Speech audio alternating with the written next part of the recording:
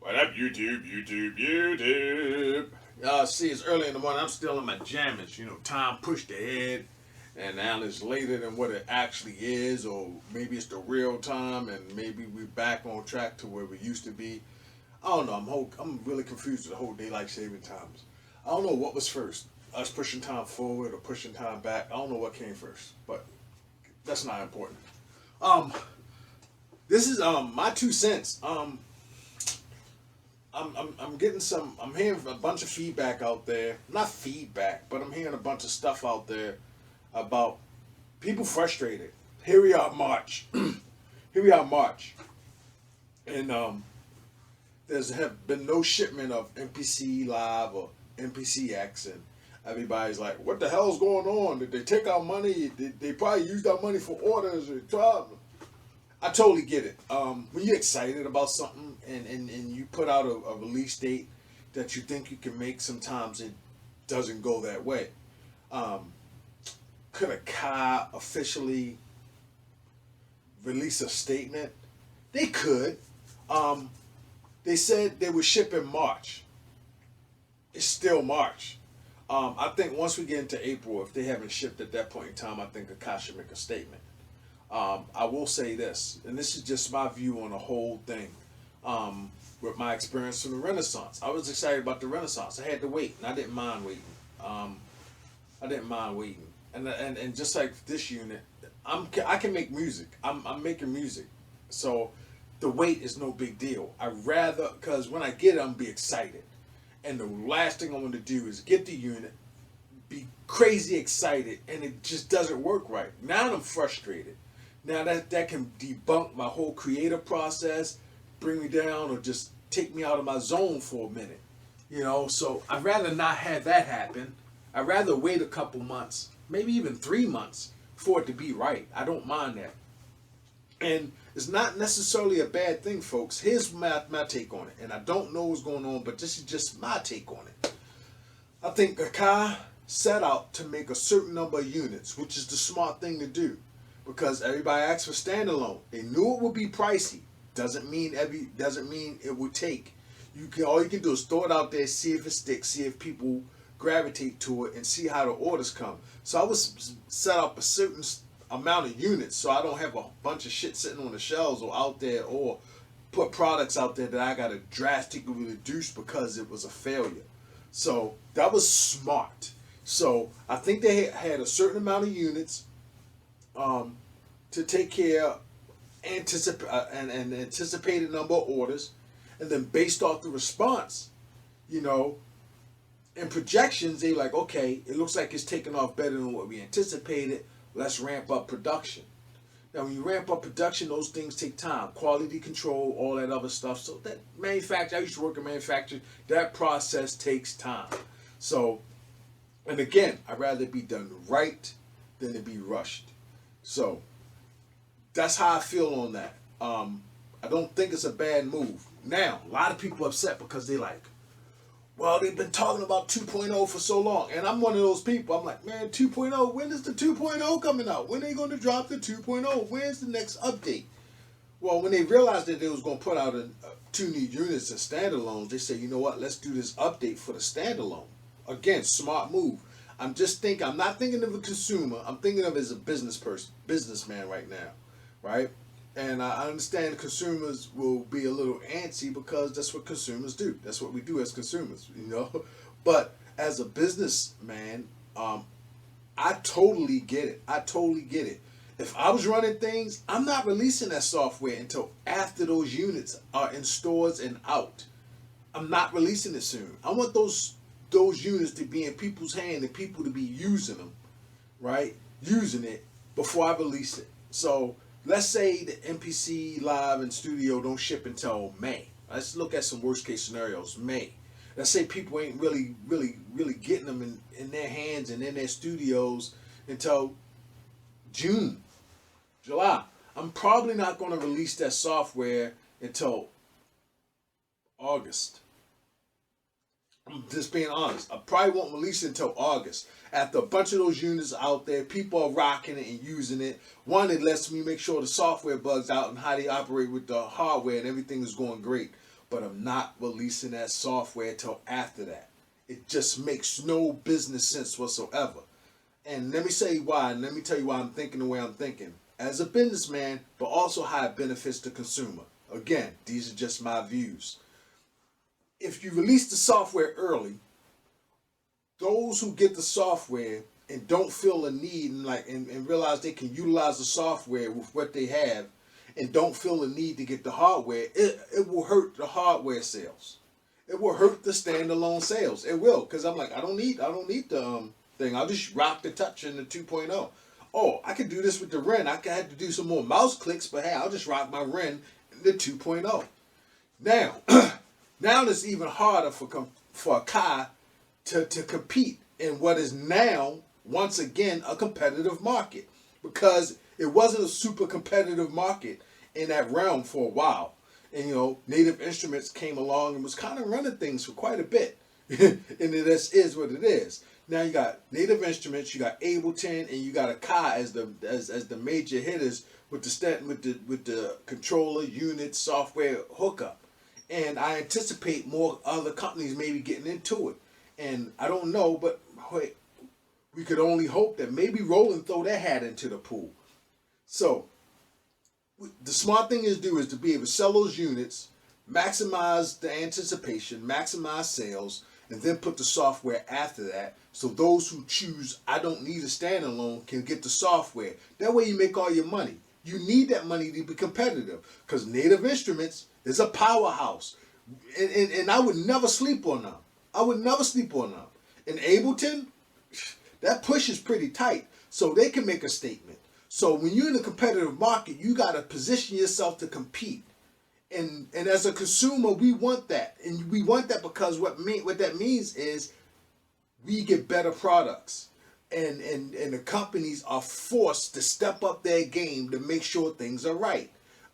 Will we be inconvenienced in the meantime? Yes, we will. But in the end result is always what matters. The end result is always what matters. And you only have one time to make a first impression. So if you throw those units out before they're actually ready and before they're perfected and they're perfect, people are going to dog the shit out of it. So you put the MPC X out a month early when you should have maybe waited a month or two, maybe 3 months, and then people get it and say, this is trash, Akai failed us again, and blah, blah, blah. Fuck that. Fuck that. I'm thinking of it as a business point of view. I got to make sure shit is right, because you fuck up that one time, it's you got to dig yourself. Now you got to dig yourself out that hole. So I totally get it, and I'm totally patient. The only thing I can fault them on, and I'm not faulting them on them just yet, because they said March. I can't say that these things won't start shipping in March, and they may start shipping a batch, and then you got to wait for the next batch that might ship late April. Then you might have to wait for a third batch that might ship in May, based off of the demand, or how big the demand is. That I don't know, and only they know, of course. So I totally get it. I mean, I totally get it. First come, first serve. So if I'm the 1,000th person in line, which means mine won't ship until May, hey, that's what it is. That doesn't mean I should get mine before everybody else. I mean, I don't know, I'm just patient. In the meantime, I'm making music and I'm excited. I just want that when I get product, nothing is more frustrating than getting a product and it doesn't do what you excited or what you anticipated it to do. So I totally get it. I just think that if that is the case and we get into April and these things haven't shipped, hopefully Akai will make a statement and reach out to people. And that's all they can do. I mean, if you was running a business and you made an invention, and you're like, okay, great, based off of anticipated orders or what we think will work, you get these units produced, and now it goes off bigger than what you anticipated. That's a good thing. You're happy because now people want your stuff. But now you got to get these things out to those people who are anxiously awaiting that. You'd be in the same boat. It's not that you don't want the overwhelming orders. You do want the overwhelming orders. But if it goes bigger than what you anticipated, now you just got to make a statement, let people know, due to the overwhelming response that we didn't anticipate, we have back orders, and we just ask for your patience in the meantime. That's all you can do. The worst thing you could do is make a bunch of shit and it doesn't go off, and now you got all these warehouse full of shit that people don't fucking want. That's a bad thing. So I'm not knocking Akai.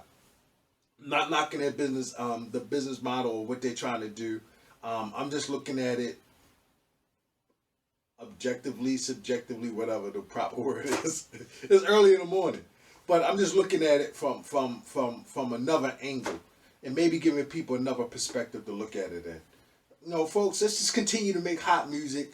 I'm excited about what Akai is doing, and we got to think too. Akai has grown, and they stepped into some realms that they normally have not been in, like software and stuff like that, and then making the software integrate with the hardware. And being an MPC user from back in the day, and the way they integrate the software with the hardware and how it feels natural.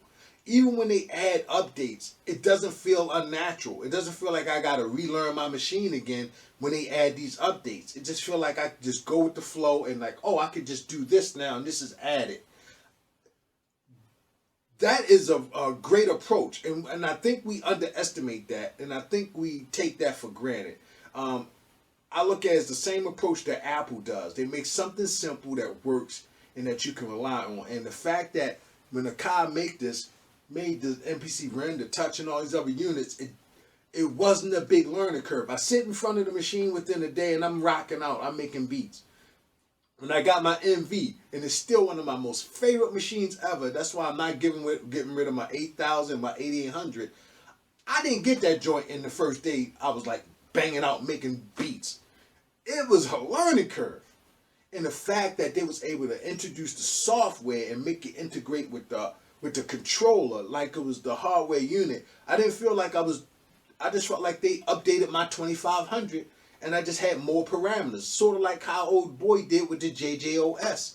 And for them to be able to do that and make it seamless and make it functional where you can get it out the box and still feel like you can get stuff done, that takes a lot. And please, let's not take that for granted. I really think they're thinking about the consumer. I really think they're in some avenues and some realms that they have not been in before. So at that point in time, it's just a matter of being loyal to the company. You know, if you like Akai, you're going to be loyal.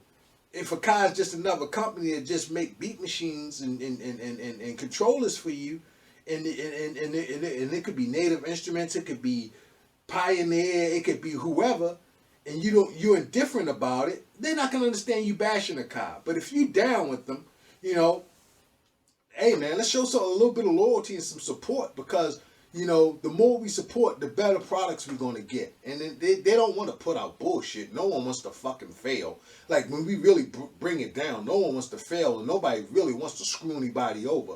They want to make their money, and then to make their money is they got to make us happy. And that's all I think they're trying to do, really, in the full scope of things. And I hear the comments of, well, ever since Newmark bought them, yeah, Newmark bought Akai. Akai, you know, wasn't, you know, the company that it was dying, so they took it over and continued a legacy that could have died. So, in essence, I'm like, thank you, Newmark, because it could have just went away. And we got people that feel like, you know, the MPCs aren't the true MPCs without Roger Lynn's name on it. I get that. The classic machines, Roger Lynn had a lot to do with it. I get that. So, but now we're in a new era. And while we're in this new era, I think they're doing an okay job. And I think they're improving, and they're proving to get better and better and step their game up. So, Akai, kudos to you. You got my support. You got to really do some drastic shit to get me off board. So I'm a pioneer. I'm rocking with y'all. And you know, and everybody else, I totally respect and understand y'all opinions. This is just mine. This is just how I feel. I just feel though I would just give another way to look at the whole process. All right, y'all. Peace. More beat videos coming out soon. I'm going to be doing my thing. I'm trying to be busy this year. I'm trying to get my James Brown on. The hardest working man. Anyway, y'all, I'm out of here. Probably post another video today. You know, I got to get busy, get out these pajamas, put some clothes on, and get ready and get into beat making mode, because I'm excited. I want to make another remix or something. All right, y'all. I'll be with y'all. Peace.